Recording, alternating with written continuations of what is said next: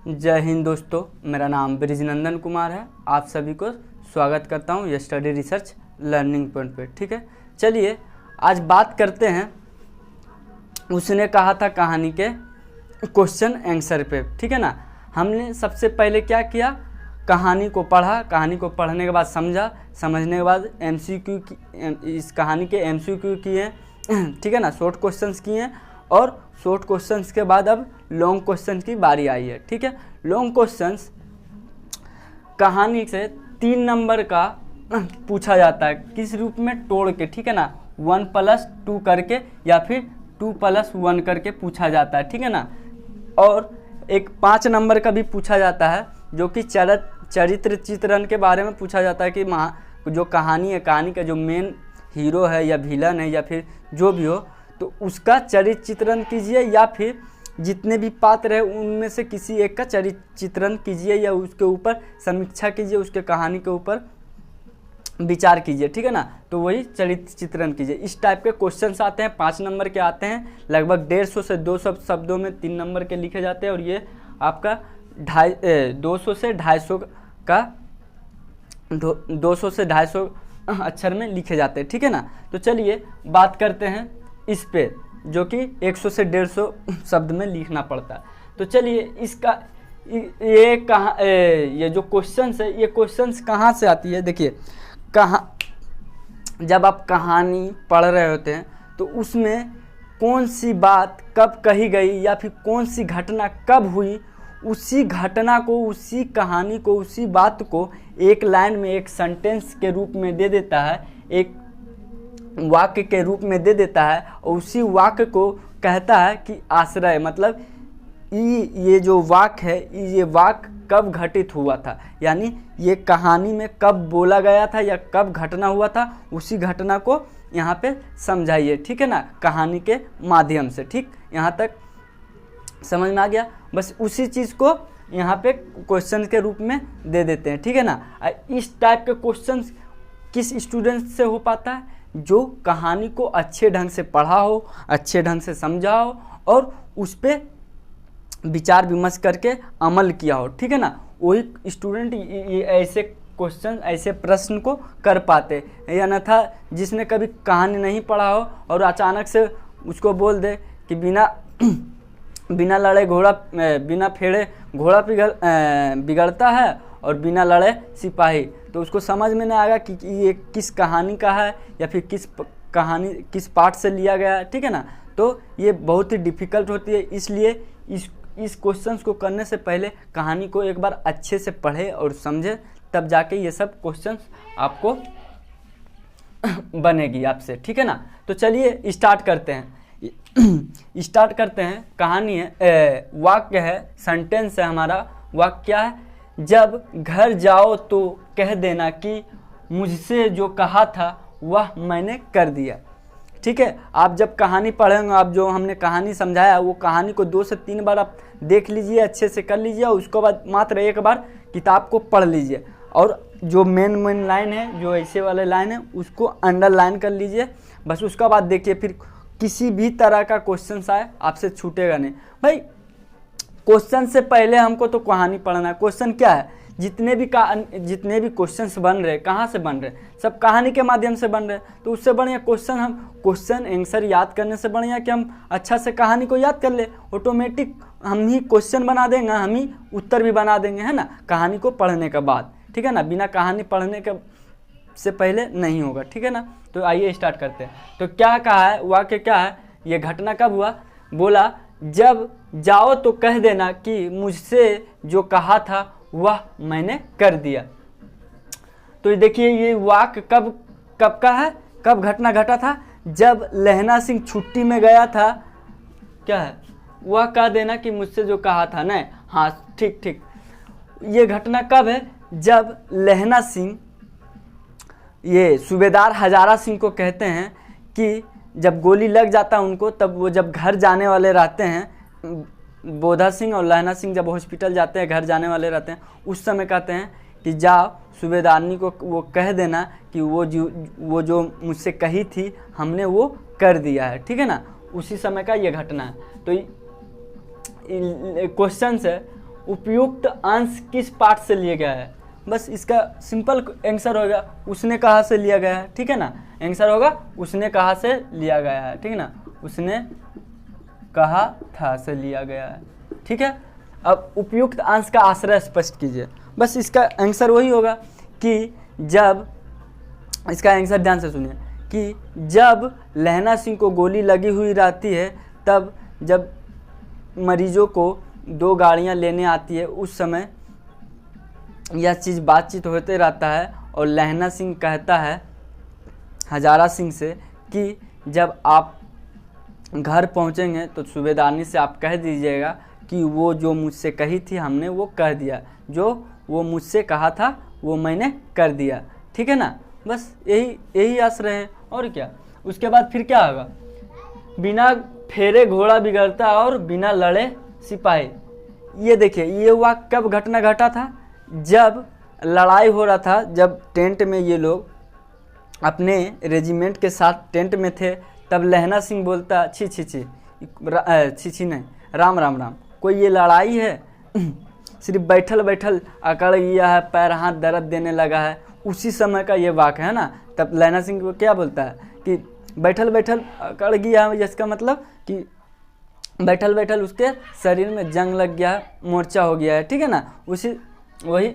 उसी समय का लाइन है। तो ये वक्ता कौन है, लहना सिंह, ठीक है ना। कौन कहता है, लहना सिंह, ठीक है ना।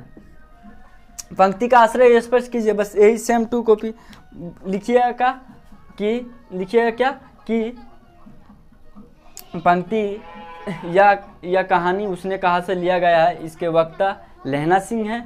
उसने कहता है कि यहाँ पे हम बैठे बैठे हमारे शरीर में जंग यानी मोर्चा लग चुका है, यदि कोई हुक्म मिल जाए लड़ाई का तो अलग ही मज़ा है, ठीक है ना। उसी तरह सिपाही बिना लड़े उनकी शरीर में जंग लग जाती है, मतलब उनको लड़ने का इच्छा नहीं होता, मन नहीं करता, ठीक है ना।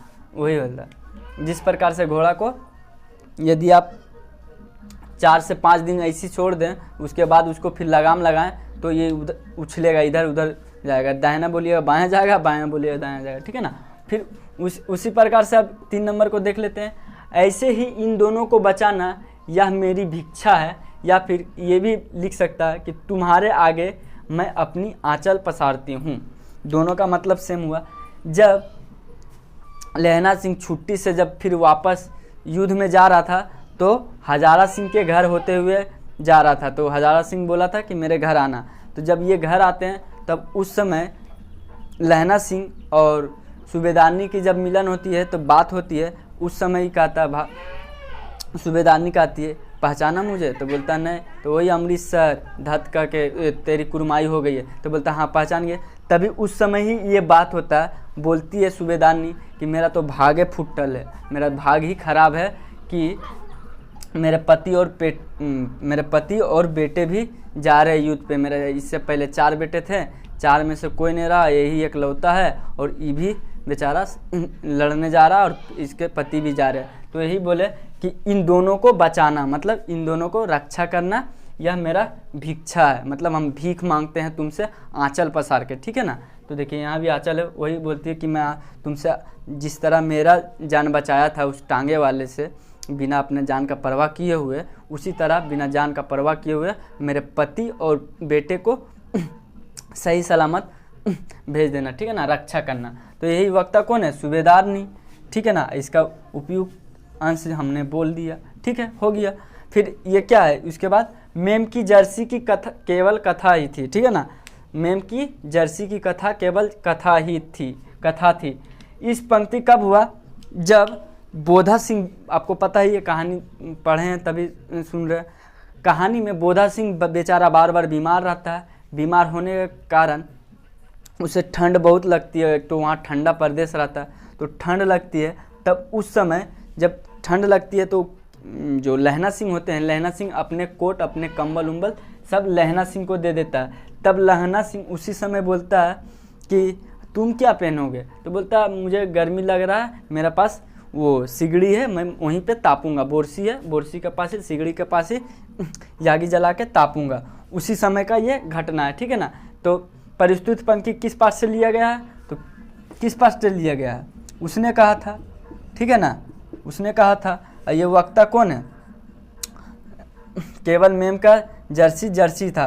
ये वक्ता कौन था?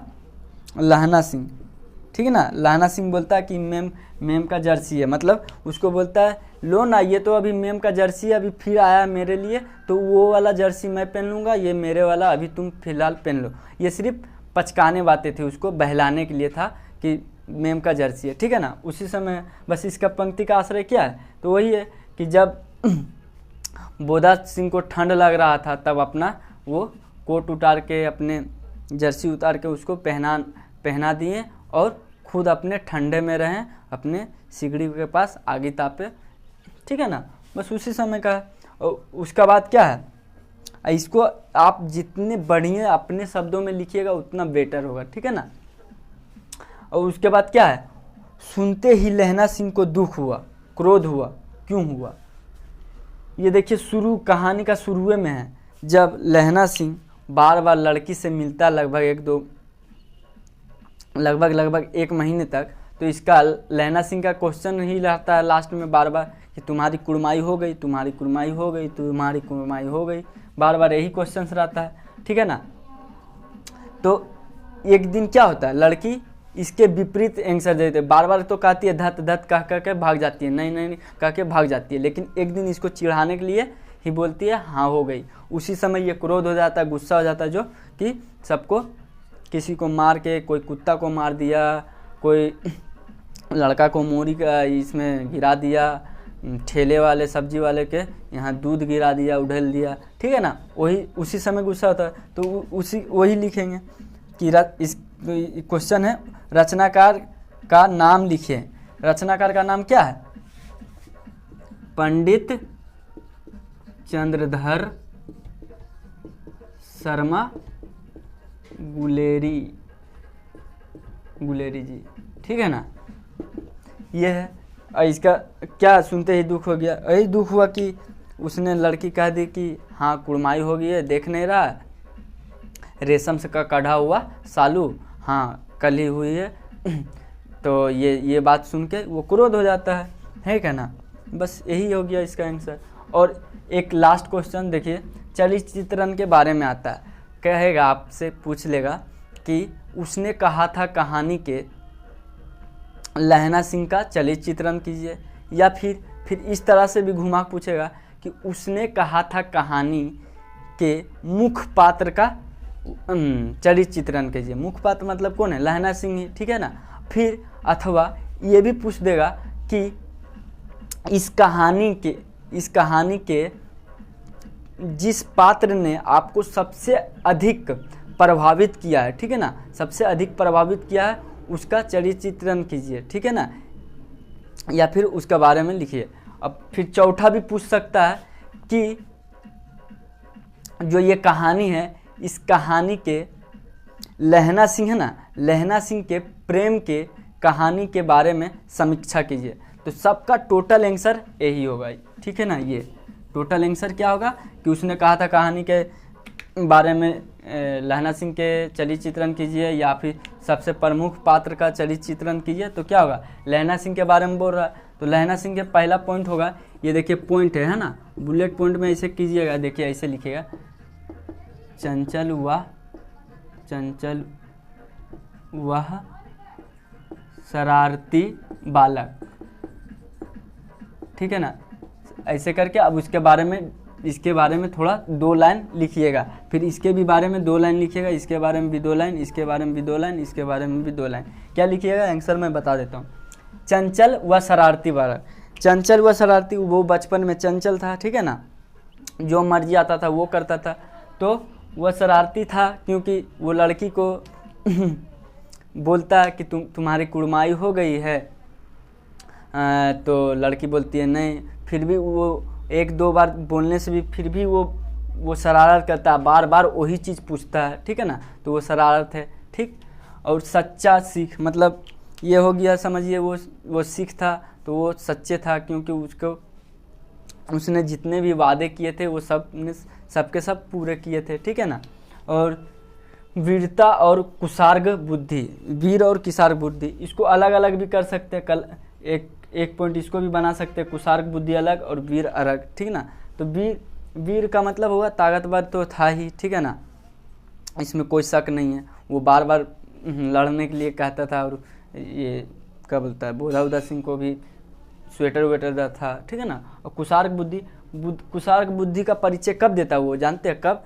जब लप्टन सिंह को वो पकड़ता है, तब उसका बुद्धि वहाँ पे, यहाँ इस कहानी में इसको कुशार्क बुद्धि का यहाँ पे पहचान होती है। जब वो लप्टन सिंह नकली लप्टन सिंह रहता है, फिर भी सोच लीजिए इनसे बड़े पोस्ट में थे सूबेदार, लेकिन वो नहीं पकड़ पाते हैं। लेकिन उससे कम में थे लहना सिंह तुरंत पकड़ लेते हैं कि ये नहीं, ये जर्मन लप्टन है, ये हमारे दुश्मन है, ठीक है ना। तो वहाँ अपना लहना सिंह बुद्धि का परिचय देता है, ठीक है ना। तो इसके बारे में अब मतलब थोड़ा बड़ा क्यों बोले, झूठ मूठ का वीडियो भी बड़ा होगा, आप आंसर समझ ही गए हैं। इशारा बस आपको मैं इसमें सिर्फ इशारा कर दे रहा हूँ, ये जितने भी थे इसमें मैंने सिर्फ इशारा किया, आपको बना के खुद लिखना है, ठीक है ना।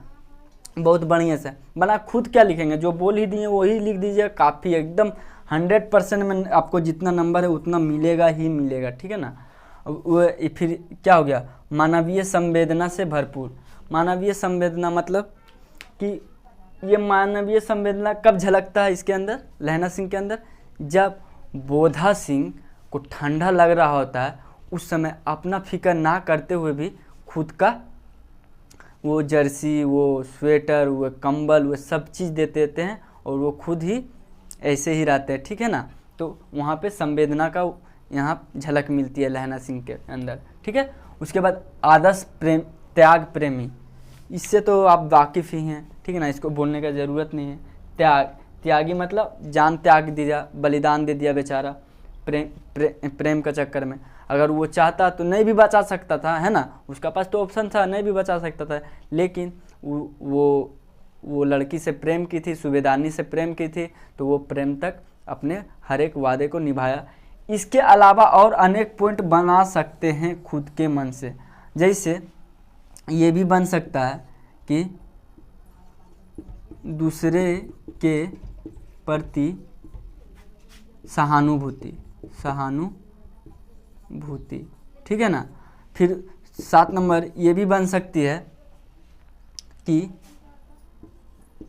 देश प्रेम, ठीक है ना, या फिर देश प्रेम या देश भावना, ठीक है ना, ये भी हो सकता है देश प्रेम, क्योंकि देश के सोच लीजिए, वो जब इंडिया हम लोग को गुलाम है, उसके अंग्रेज के साथ लड़ रहे तब इतना जोश है। जब अपने देश का, जब खुद का जब देश हम लोग आज़ाद रहते तो सोच लीजिए कितना जोश होता है, देश के प्रति कितना लगाव, कितना भाव होता है, ठीक है ना। तो यहाँ पे ये भी झलकती है। दूसरे के प्रति सहानुभूति का मतलब वही हुआ कि दूसरे के प्रति दया, ठीक है ना। सहानुभूति का मतलब होता है दूसरे के प्रति दया आना, ठीक है ना। तो ये बचपन में ही भी लड़की को बचाया था, ठीक है ना। प्लस में क्या बोलता है, बोधा सिंह को भी बचाता था, हमेशा हर एक चीज़ करता था उसके काम, ठीक है ना। और अनेक पॉइंट है, जैसे सच्चा प्रेमी भी लिख सकते हैं, सच्चा प्रेमी, ठीक है ना, सच्चा आशिक, दिलबर भाई खतरनाक। फिर आप लिख सकते हैं क्या बोलता है, अनेक प्रकार, मतलब अभी याद नहीं आ रहा है तो सोचने से बेकार है। तो आप आराम से 8-10 पॉइंट आराम से लिख पाते हैं, ठीक है ना। तब यहीं पे आप ख़त्म हुआ, उसने कहा जय हिंद जय भारत, ठीक है।